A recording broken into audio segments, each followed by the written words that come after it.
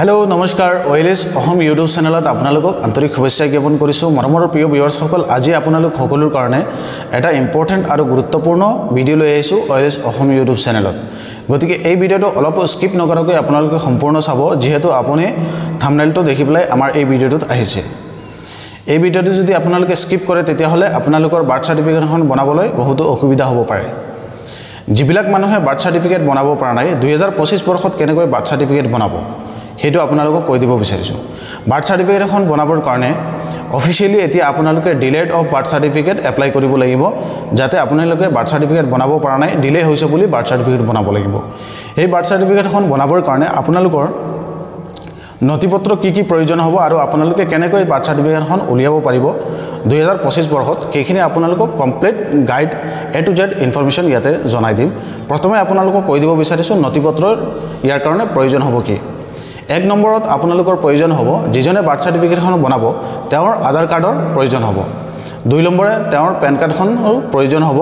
আৰু voter ID যদি থাকে ভোটাৰ আইডিখন অপচনেল হিচাপে প্ৰয়োজন হ'ব এই তিনিখন কাগজ আপোনালোকৰ যদি থাকে তেতিয়াহলে এক নম্বৰত হেল্পফুল হৈ যাব আইডি প্ৰুফ আৰু এড্ৰেছ প্ৰুফ হিচাপে তাৰ পিছত আপোনালোকে যদি কলেজ বা স্কুলত পঢ়ি আছে স্কুলৰ পৰা ৰানিং পঢ়ি থকা এখন সাৰ্টিফিকেট উলিয়াব লাগিব যে আপুনি এইখন স্কুলত ইমান আপোনাৰ ডেট অফ বাৰ্থ পঢ়ি আছে বুলি তেনেকা আৰু যদি আপোনালোকে মেট্ৰিক পাস কৰি লৈছে তেতিয়া হলে বা হায়াৰ সেকেন্ডাৰী পাস কৰি লৈছে ইয়াৰ উপৰঞ্চি আপোনালোকৰ পঢ়াশুনা আছে তেনে ক্ষেত্ৰত আপোনালোকে এডমিট কাৰ্ডখন বা ৰেজিষ্ট্ৰেচন কাৰ্ডখন ইউজ কৰিব পাৰিব আৰু তাৰ পিছত আপোনালোকে গাঁওবুঢ়াৰ পৰা আপোনালোকৰ ডেট অফ বাৰ্থ থকা জন্মৰ প্ৰমাণপত্ৰ বনাবৰ কাৰণে এখন সাৰ্টিফিকেট প্ৰমাণপত্ৰ উলিয়াব লাগিব কেইখনৰ প্ৰয়োজন হ'ব তাৰ পিছত আপোনালোকৰ জিলা যেটো কোৰ্ট আছে তাত কোৰ্টত গৈ পেলাই আপোনালোকে এখন বাৰ্থ সাৰ্টিফিকেটৰ এফিডেভিট বনাব লাগিব তাতে আপোনালোকৰ বাৰ্থ সাৰ্টিফিকেটখন দিলে হৈছে আপুনি কিবা ইগনোৰেন্সৰ কাৰণে বাৰ্থ সাৰ্টিফিকেটখন বনাব পৰা নাই তেনে ধৰণৰ এখন শপতনামা তাতে আপোনালোকে আপলোড কৰিব লাগিব আৰু সেইখন কিছুমান মানে জিলাৰ ক্ষেত্ৰত এক্সিকিউটিভ মেজিষ্ট্ৰেটৰ পৰা পাস কৰাই আনিব লাগে আৰু কিছুমান জিলাৰ ক্ষেত্ৰত নটাৰী পৰা আপোনালোকে বনাই পেলাইও জমা দিব পাৰে গতিকে যাৰ জিলাত যেটো প্ৰয়োজন হয় সেইখিনি আপোনালোকে চাই মেলি সেইখন আপোনালোকে আপলোড কৰি ল'ব তাৰ পিছত আপোনালোকে এখন এপ্লিকেশন ফৰ্ম তাতে আপলোড কৰিব লাগিব যি এপ্লিকেশন ফৰ্মখন যদি আপোনালোকে বিচাৰে আমাক কৈ দিব আমি আমাৰ WhatsApp চেনেলত দি দিম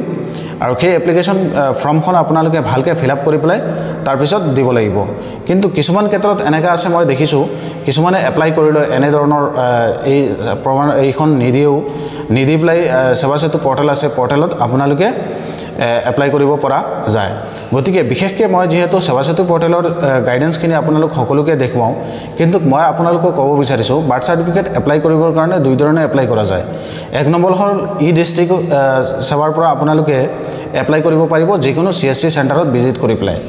আৰু নিজে সেলফলি যদি ঘৰত কৰিব বিচাৰিছে বা যিকোনো এখন কেফেত CSCৰ বাহিৰে এপ্লাই কৰিব বিচাৰিছে তেনে ক্ষেত্ৰত সেৱা সেতু পৰ্টেলৰ জৰিয়তে এপ্লাই কৰিব লাগে সেৱা সেতু পৰ্টেলত আপোনালোকে এপ্লাই কৰিবৰ কাৰণে সেলফ ৰেজিষ্ট্ৰেচন কৰি পেলাই delay of birth certificate option যেটো আছে সেইটো সিলেক্ট কৰি তাত গৈ পেলাই আপোনালোকে গোটেই আপোনালোকৰ নেম ডিটেইলছ আৰু বাৰ্থৰ ডিটেইলছ বিলাক ফিল আপ কৰি আৰু এই ডকুমেন্টছখিনি আপলোড কৰি পেলাই আপোনালোকে বাৰ্থ সাৰ্টিফিকেটখন বনাব পাৰিব ইয়াৰ উপৰঞ্চি বহুত ইম্পৰ্টেন্ট এটা ডকুমেন্টৰ প্ৰয়োজন হয় বাৰ্থ সাৰ্টিফিকেট বনাবলৈ সেইটো হল আপোনালোকৰ দেউতাকৰ বা আপোনালোকৰ ককা দেউতাকৰ লিংকেজ যেটো আছে 1966 বা 1971 এই যিকোনো এটা সাৰ্টিফাইড কপি আপোনালোকৰ প্ৰয়োজন হ'ব যেতিয়া আপোনালোকে বাৰ্থ সাৰ্টিফিকেটখন এপ্লাই কৰিবলৈ যাব বা কিছুমান ক্ষেত্ৰত ভোটাৰ লিষ্ট যিখন আছে সেইখনো আপলোড কৰিলেও হৈ যায় এই কাগজপাতিখিনি যাৰ আছে তেওঁ ধুনিয়াকে বাৰ্থ সাৰ্টিফিকেট এখন বনাব পাৰিব 2025 বৰ্ষৰ যেটো CSC বা ই ডিস্ট্ৰিক্টৰ যেটো গাইডলাইনছ আছে তাতে এপ্লাই কৰিলে এই কাগজ কেইখনৰ প্ৰয়োজন হয় আশা কৰো আপোনালোক সকলোৱে বুজি পাইছে 2025 বৰ্ষত যিবিলাকে বাৰ্থ সাৰ্টিফিকেট বনাব বিচাৰিছে বাৰ্থ সাৰ্টিফিকেট বনোৱা নাই তেওঁলোকৰ ক্ষেত্ৰত ডকুমেন্টছ পাতি বনাবৰ ক্ষেত্ৰত এইখিনি কাগজৰ প্ৰয়োজন হ'ব আৰু এইখিনি কাগজ যদি কোনোবাই নাজানে বাৰ্থ সাৰ্টিফিকেটৰ কাগজ কি লাগে বুলি জনাব বিচাৰিছে তেনে ক্ষেত্ৰত এইবিলাক মানুহক এই ভিডিওটো শেয়াৰ কৰি দিব যাতে তেওঁ জানিব পাৰে কাগজপাতি কি প্ৰয়োজন হ'ব আৰু কাগজপাতিখিনি একেলগে বনাই পেলাই ৰেডি কৰি তাৰ পিছত আপোনালোকে যিকোনো CSC চেণ্টাৰত বা কম্পিউটাৰ কেফেত গৈ পেলাই আপোনালোকে এপ্লাই কৰি ল'ব এপ্লাই কৰাৰ পিছত আপোনালোকে কি কৰিব লাগিব এপ্লাই কৰাৰ পিছত আপোনালোকৰ জিলা অফিচত এই সাৰ্টিফিকেটখন তাতে ভেৰিফিকেশন হৈ পেলাই তাত আপোনালোকৰ সাৰ্টিফিকেটখন এপ্ৰুভ হ'ব এপ্ৰুভ হোৱাৰ পিছত আপোনালোকে কি কৰিব লাগিব যে এই সাৰ্টিফিকেট কেইখন লৈ পেলাই আপোনালোকৰ জিলা হেল্থ অফিচ যেটো আছে যৰ পৰা বাৰ্থ সাৰ্টিফিকেটখন বনে তাতে আপোনালোকে যাব লাগিব তাত গৈ পেলাই বাৰ্থ ফৰ্ম এখন পাব এই ফৰ্মখন আপোনালোকে অনলাইনও উলিয়াব পাৰিব বা হস্পিটেলৰ সন্মুখত গৈ পেলাই যিকোনো কম্পিউটাৰ দোকানত বা তাতে থাকে আপোনালোকে তাৰ পৰা জেৰক্সৰ পইচাটো দি পেলাই এইখন লৈ ল'ব লৈ পেলাই তাতে এইখন ফিল আপ কৰি যিখন পাৰমিশন কপি ওলাব আৰু আধাৰ কাৰ্ড যিজনে এপ্লাই কৰিব আৰু তেওঁৰ মাকৰ আধাৰ কাৰ্ড আৰু দেউতাকৰ আধাৰ কাৰ্ডৰ নম্বৰৰ সৈতে ফৰ্মখন ফিল আপ কৰি পেলাই তাতে নিজৰ PHC যেটো আছে তাতে জমা দিব লাগিব দিয়াৰ পিছত আপোনালোকৰ এই সাৰ্টিফিকেটৰ এগেইনষ্টত গোটেই কাগজ পাতি ৰেডি হৈ পেলাই তাৰ পিছত জইন্ট ডাইৰেক্টৰৰ পৰা এখন সহি হৈ আহে কাগজ তো কিছুমান ক্ষেত্ৰত হস্পিটেলত এই কামখিনি নিজে গৈ কৰি আনিব লাগে গতিকে আপোনালোকৰ জিলা জইন্ট ডাইৰেক্টৰ অফিচ যতে আছে তাত গৈ পেলাই যোগাযোগ কৰি পেলাই এই কাগজখনৰ সহি কৰাই তাৰ পিছত নি পেলাই হস্পিটেলত জমা দি দিব তেতিয়ালে অতি সোনকালে হৈ যাব তো কিছুমান ক্ষেত্ৰত এই কামখিনি হস্পিটেলে কৰি দি দিয়ে ইন্টাৰনেলি গতিকে যদি আপোনালোকে কৰিব বিচাৰে তেনেতে হস্পিটেলৰ পৰা এই কামখিনি গৈ পেলাই কৰি লৈ আহি যাব এই যিখিনি প্ৰসেসিং আছে এই প্ৰসেসিংখিনি আপোনালোকে যেতিয়া বাৰ্থ সাৰ্টিফিকেটখন বনাবলৈ যাব এই গুটেইখিনি কাম কৰিবলৈ লাগিব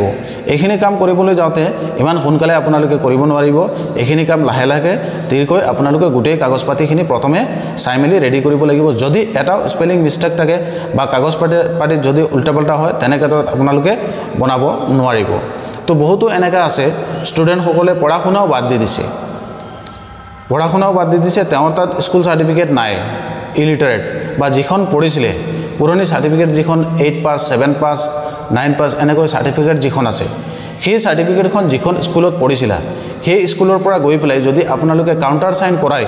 সাৰ্টিফিকেটখন আনে তেনে ক্ষেত্ৰত এই সাৰ্টিফিকেটখনো আপলোড কৰিলে আপোনালোকৰ কামত আহিব